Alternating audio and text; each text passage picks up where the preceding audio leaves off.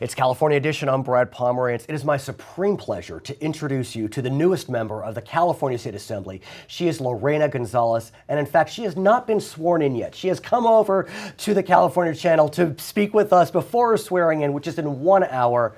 Wow, congratulations. Thank you so much for joining us. Before we speak about what you're going to embark upon in less than an hour, why don't you tell us a bit about yourself? Well, I am from San Diego, one of those rare people that was actually born and bred there. Okay. Absolutely. My father came to this country from Mexico. He was an immigrant. He was a farm worker.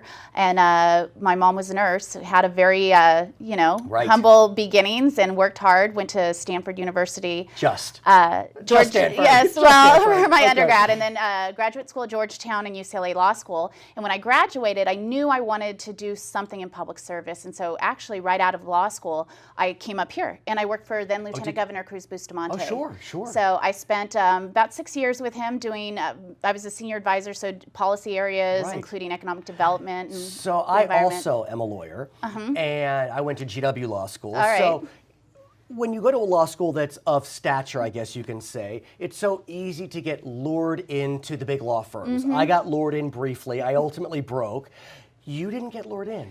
What is it? I mean, especially with your, your star credentials. How is it that you knew you weren't going to go to, what's the big law firm in San Diego? Loose Forward? No. You knew that you wanted to pursue public service. I knew I did, and I think it was just that, and hearing the stories of everybody's first year as a their stacks and no windows and lots of books and not feeling like they were really doing what they set out to do. And I thought, could have gone through all of that. Lucky for me, I was on scholarship, so I didn't end up with a lot of debt out of law school, and I think that gave me the opportunity to pursue what I wanted to pursue.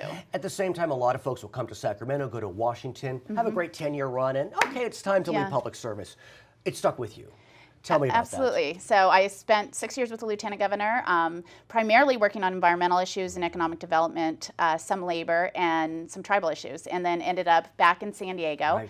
At that time, they were looking for a political director at our Central Labor Council, the umbrella organization, the AFL-CIO for the local unions. And so I started as that. My predecessor moved on. It's an elected position to lead the Labor Council, so I decided to run for that. I became the first woman and first person of color to lead the San Diego Labor Council in its 111-year history. So let's talk about the labor movement, because in some ways it's revered, in some ways it's reviled, and so it's a real balance trying to spread the message in a way that's received positively. What have you learned having been, the leader of this council? Well, the good thing is I have had everything thrown at me, I mean, every word you can imagine I've probably been called, good and bad. And I think that in reality, if you look at history and you look at the strength of the middle class, that it is so clear that the strength of labor unions correlates with a strong, vibrant middle class. And that's one of the reasons today we're seeing such a disparity between the haves and the have-nots, is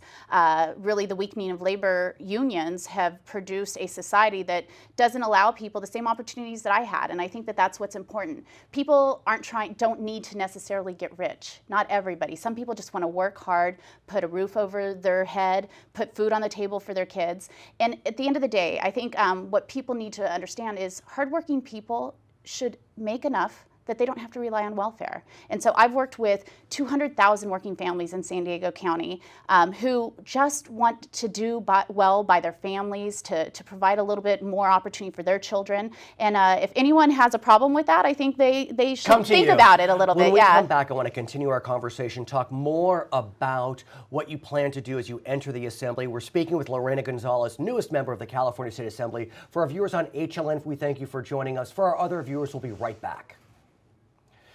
So, Assemblywoman, I want to speak with you more about your future. I understand that you've already found out what committees you will be on. Tell me about them. Well, I'm really excited. I am going to be on the Education Committee, which, as a mom of two school-aged kids in public schools, I'm pretty excited about that. On the Water, Parks, and Wildlife Committee, and I have a background in environmental. With Mr. Bustamante. Yes, so I think that'll be exciting as well. I'm on the Rules Committee, which should be a good way to learn the rules, I guess. Well, and, powerful committee, no doubt. And on the Insurance Committee, so that's the one I'll be doing a lot of homework on. But let me ask you, if I can backtrack for a second. obviously being the chair of the Labor Council, a wonderful position, lots of energy, lots of power in the best sense. You've decided to run for the Assembly. Different power. You're one of 80 or one of 120. What made you decide, okay, I'm going to step away, from my medium-sized pond and go to a huge pond? Well, I'm literally the 80th Assembly member, you right? are, and yes. I'm like the last one. I'm coming in with mid-year with not a whole lot. But I like the challenge, and I think that I am by nature an organizer. I've worked as a community organizer for the last 6 years, and I think the opportunity to come up here and not just pass legislation and have an agenda, but to organize the state legislature in the same way, hopefully, that we can all kind of go in the same direction towards the agenda of the 80th Assembly District. Right, no doubt. So what is that agenda? I mean, you just won. So when you were campaigning, when you were knocking on doors, when you were making phone calls, what were your constituents telling you? Well, it's the same thing. To be honest, it was an easy fit. And I think one of the reasons that I won is because my priority is creating good middle-class jobs. Right. And I think that the state of California needs to focus on what type of jobs should stay here and can be brought here that will give people an opportunity to provide a little bit more for their kids than they were able to do for themselves. And so I think that's, that's my hope, is that we can do some good job creation. But let me ask you, you're taking a new role. I mean, before you were an advocate for union interests, there was no question. Now you're representing chambers of commerce as well. I mean, you're representing all interests. So talk to me about that new exciting balance. Actually, as the head of the Labor Council, we consider ourselves advocates for all workers, union or non-union. A lot of the work that we did was to expand the living wage ordinance in San Diego, for example, or to get health care for people who don't have a union contract. Right. So a lot of that work is the same. I'm going to be an advocate for workers. It's in my blood. It's what I think is important, whether they're union or non-union. But we also had a history of working with business groups. You cannot create jobs without business. And so I think it's an important factor to be able to work with folks who are corporations, are small businesses, and really get people working. You mentioned healthcare, and I understand that's one of your agenda items. You want to work to make sure that the Affordable Care Act, Obamacare as we know it, is implemented in such a way that it can be best utilized by Californians up and down the state. Right. And obviously, it's coming. It's coming quickly, right? Especially in California. I mean, we accepted the Medicaid expansion. Did I say that right? Yes. Medicaid expansion, as well as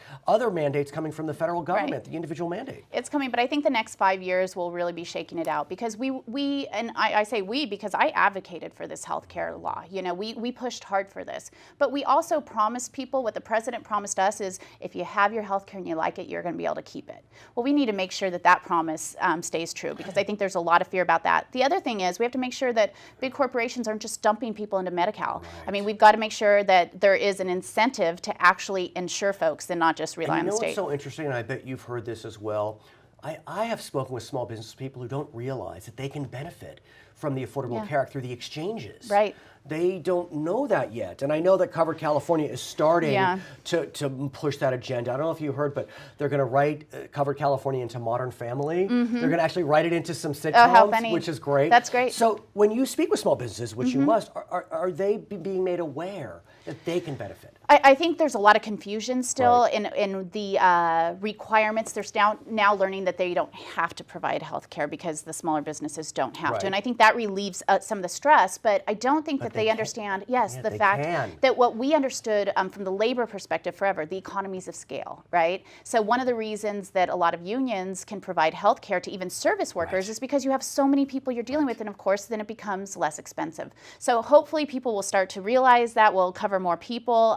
But we have to make sure too that our doctors are taken care of, so that they'll actually accept Medi-Cal as we expand it. Right. Medi-Cal reimbursements is going to be a huge issue. You're about to walk over to the Capitol. Any sense what you're going to be thinking as you put your hand on the Bible with your father or your children right there? I don't know. I'm overwhelmed, and I think I should be. I think anyone taking this office should be overwhelmed and in awe. We wish you a hearty congratulations. She is Lorena Gonzalez. She is the newest member of the California State Assembly. My name is Brad Pomerance. This is California Edition.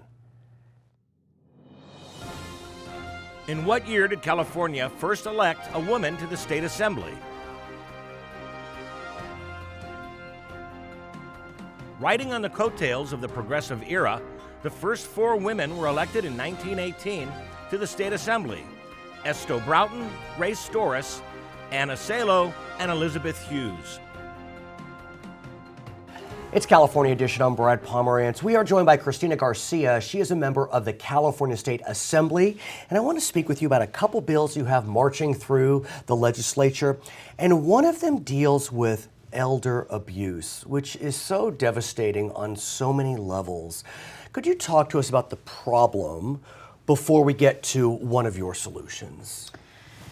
So, you know, as the baby boomers have been growing, Right. we've seen more and more abuse and more need to intervene. And so one of the things that we have for people with domestic violence, for sexual assault, for stalkers, you could create confidentiality. And the state secretary will give you an alternative address to keep your address confidential. So what we're dealing with here is that there are elders who are victimized literally just as maybe a spouse had been victimized or a celebrity had been victimized or whatever it may be. But currently under state law, there's only certain categories of people that can create anonymity through address. Yes. And so what happens is that a victim will oftentimes finally find the power and the courage to speak up and try to separate themselves from the situation. But like any other situation, oftentimes the predator comes back and tries to re-victimize the person. And so we have certain protections for all kinds of victims, including domestic violence, sexual assault, stalking, where you could create confidentiality and anonymity. But for some reason, senior citizens have been excluded from that category. And so all this does is create another level within that clause already that exists. And so it allows the person who wants to step away to have the security that they can have some separation and they could have a way to still receive important information as they're separating themselves from that situation. And so what will happen under this new classification? How will it work? So under this new classification, a person that wants to register with the program would get an alternative address that's provided by the state secretary to receive their mail. And so that would be what you would find, say, on a voter registry and so forth. That's something that's more public. And so it's an alternative address for the individual. Is it a mailbox? Keeping it, the state controls how it works, if it's a mailbox and so forth, keeping their location safe. And it's just something between the state and the individual where they know where they're actually at. I have to ask you, how did you come to learn that this was an issue? It's so specific and so unique. I mean, amen that you found it, but how did you find it? Well, I think the situation is we see a lot of abuse happening more and more so with our elder community now, especially as they're living longer and they have more and more needs and more individuals that need to take care of them both physically and financially. And so through that, we got a number of ideas and bills that came our way. And so this was the first step of many things that need to happen to protect our senior citizens. At this point, it was kind of like, what do you mean there's no confidentiality? You had a lot of seniors talking about how they were afraid to speak up because the retaliation was going to continue and it was going to get worse. And so I always knew about programs like this for domestic violence. It's a population that I've been really engaged with. And so it just seemed like common sense to roll this category in there also. And, you know, the history of why I had them enroll in there before, I don't know, but it just seemed like an easy solution. Have you spoken with the senior about what they face and how important it's to them that this bill pass and make it through? I personally haven't spoken to any seniors directly, but we have lots of advocacy groups that are out here speaking on their behalf. I have had cases where neighbors talk to me about seniors where we know they're in clear abuse and we've had to call social services to come in and intervene. You know, I had one neighbor who is a senior citizen who I think has dementia or Alzheimer's or something, and would just be locked outside the house all day long if he locked himself out, and there was no system of how to get him back in the house. And so just a lot of concerns that way. So I've been seeing the neglect more and more so in our communities. And it's just, you know, it's just about doing what's right. Sometimes it's not about whether or not, you know, someone that has affected, it's just about doing what's right. When we come back, I want to speak about a different population, the other side of the age range, and that's children and how they interact with the internet. We're speaking with Cristina Garcia. She's a member of the California State Assembly. For our viewers on HLN, we thank you so much for joining us. For our other viewers, we'll be right back.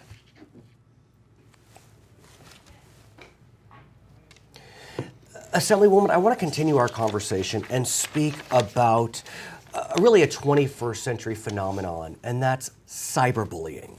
We obviously know that there can be play yard bullies that engage in verbal abuse or physical abuse. But what we are now seeing is that the abuse is going onto the internet. Not only is it going onto the internet, but I think it's a very different level of abuse that we see going on. There's something to be said about being disconnected when you don't have the individual in front of you, or there's someone else keeping you accountable. And oftentimes this idea that it's anonymous online.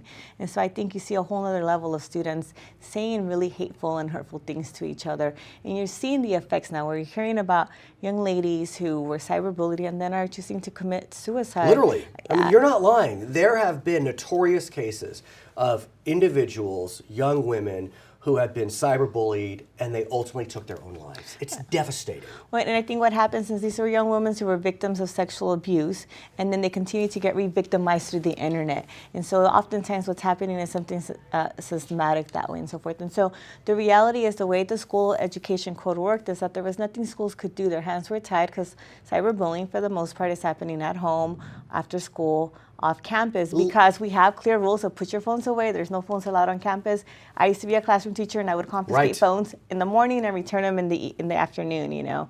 And so literally today, if there is cyberbullying going on, a public school district can do nothing. They have no authority, no power to intervene because it's off their territory. Yes, and you've had a couple of cases where schools have tried to intervene and they've been sued, and so it also sends a message to the rest of the school system not to intervene. And you've had schools that are very aware of what's going on. I think more importantly, the social fabric is being deteriorated when you have students who are being victimized on a regular basis and no one can intervene on their behalf. And sends a message to other students not to speak up, not to do anything. And you can't teach your lesson anymore at the end of the day because the students are so worried about what's being said about them, or are they going to be the next victim if they say anything. And what's so sad about cyberbullying, look, verbal bullying on the playground, devastating, but the words vanish. Cyberbullying, the words are in the ether forever. I mean, once it's out there, you can't remove it. It's on the internet, and it just keeps repopulating. And I think it empowers other students to say, hey, I'm going to go down this path. Also, I'm going to say these hurtful things. This is something there for me to latch on to. And we know that there have been parents who have gotten involved in cyberbullying. I mean, there was a cheerleading scandal, I remember, in Texas, I think it was. Okay, so you have a bill that's looking to change the law as it is in California. Why don't you talk to us about what you're looking to do? And boy, it's marching along pretty nicely in the California legislature. You know, and I'm going to say that's a lot in part due to staff. We really just, all we did was we added 8 words to the existing ed code. And so it's also about being practical. Yes, literally 8 words. And all it basically says is that if cyberbullying happened and it's affecting the environment and the ability for a teacher and administrator to do their job, then the school has the right to intervene and discipline the student, you know, like they would do in any other situation and how they see appropriate. Hopefully, I think schools will start to discipline and take it to the next level of how do we empower the victims and how do we empower all the students that notice that are going on and don't know what to say. And here's the question, because let's say that a school district is made aware of cyberbullying. Yes, we need to protect the victims, but so often the perpetrators, I'm not excusing their behavior, but they're victims in a lot of ways as well. It may be that it's coming down from their parents, and so they're re-victimizing as a way to shield their pain. So is there a program in place? I know, look, you only added 8 words, but what can we do to educate our students, educate our families? I think more and more schools are doing a bullying campaign, and so all that this is doing is just bringing a campaign that was already in existence and bringing it to the reality of where we live today. So you have a lot of schools that are already talking to the victim, talking to the victimizer, and then there's a third phase of talking to all the students that are around and kind of watching the bystanders. You know, the bystanders, and how do you empower all 3 of them to make better choices so that we have a better community? I do have to ask you, your bill passed out of the Assembly 68-1. That means you got Republican support. You're a Democrat.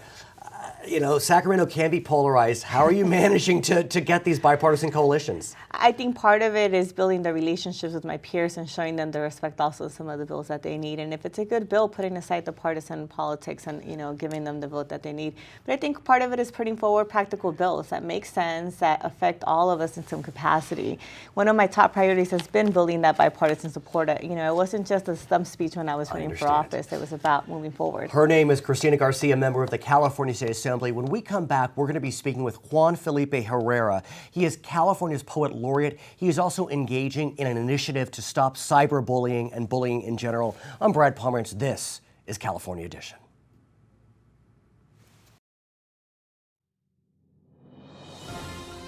In what year did the United States create the position of Poet Laureate?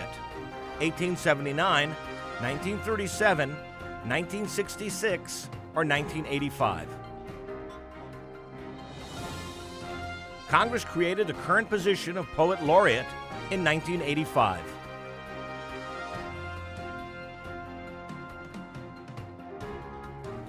Welcome back. It's Charter California Edition. I'm Brad Pomerance. We are joined by the California Poet Laureate. His name is Juan Felipe Herrera. He was appointed by California Governor Jerry Brown in March 2012. And it's my honor to have you on the program, Poet Laureate. It's quite remarkable. I mean, what a dream come true for a writer. Well, thank you so much. Tell me about the dream that has come true for you. Well, you know, it's a big dream. It's a dream for California, about poetry, about visiting schools and promoting creativity throughout the cities and the counties. You're also a professor at UC Riverside, and so your students must be very proud and feel fortunate to have you as their professor, given that you are the Poet Laureate. Talk to me about that experience, teaching while you're in the midst of this honor. It's really nice. You know, the students are excited and exciting, and they're writing poetry every day. And I share the news of what's going on when I travel and come back, and we trade stories and photographs. And I know you have several initiatives. Mm-hmm. One of them is called I Promise Joanna. Yes. Why don't you tell us a bit about Joanna and how she has inspired you? You know, that's the beginning of this I Promise Joanna End Bullying project. I was at home before I was appointed as California Laureate in poetry, and I saw the news, and here it was a story about Joanna Ramos from Long Beach, 5th grader, 11 years old, who had got in a fight after school and was punched in the face, went home very sick, feeling sick, nauseated, and told her mom, "Mom, I just want to go to my room and take a nap." And then she did not wake up.